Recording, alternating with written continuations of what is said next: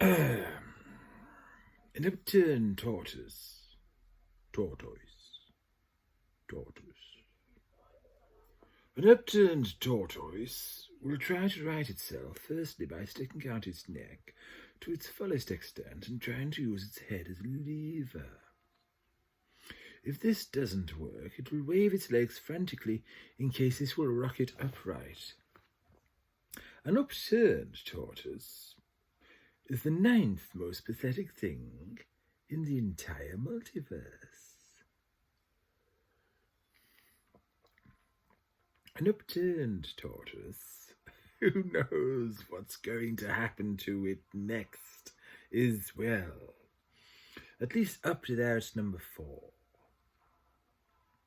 The quickest way to kill a tortoise is for the pot to... What? Oh. The quickest way to kill a tortoise for the pot is to plunge it into boiling water. Kitchens and storerooms and craftsmen's workshops belonging to the church's civilian population honeycombed the citadel. This was only one of them, a smoky-ceilinged cellar whose focal point was an arched fireplace. Flames roared up the flue, turnspit dogs trotted in their treadmills, cleavers rose and fell on the chopping blocks. Off to one side of the huge hearth, among various other blackened cauldrons, a small pot of water was already beginning to seethe. "The worms of revenge to eat your blackened nostrils," screamed Om, twitching his legs violently. The basket rocked. A heavy hand reached in and removed the herbs. "Hawks to peck your liver." A hand reached in again and took the carrots. "Afflict you with 1,000 cuts." A hand reached in and took the great god Om. "The cannibal fungi of..."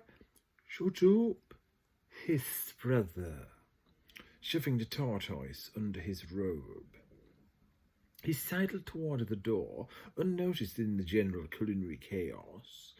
One of the cooks looked at him and raised an eyebrow. "Just got to take this back," Brother burbled, bringing out the tortoise and waving it helpfully. "Deacon's orders."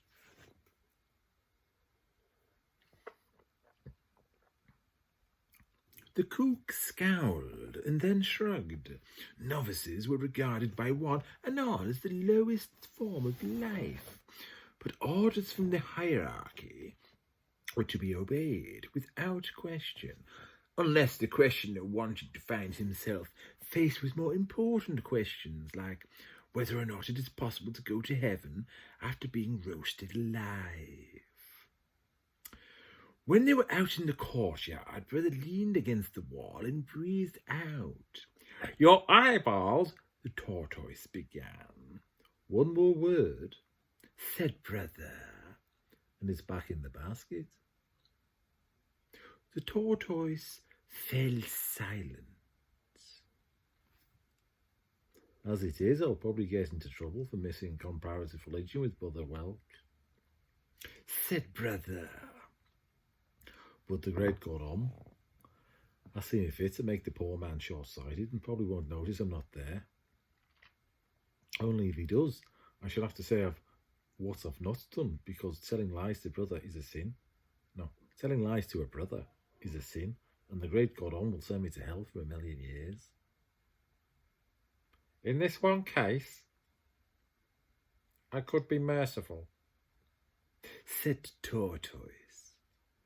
"No more than 1,000 years on the outside." "My grandmother told me I shall go to hell anyway when I die," said Brother, ignoring this. "Being alive is sinful. It stands to reason because you have to sin every day when you're alive." He looked down at the tortoise. "I know you're not, though."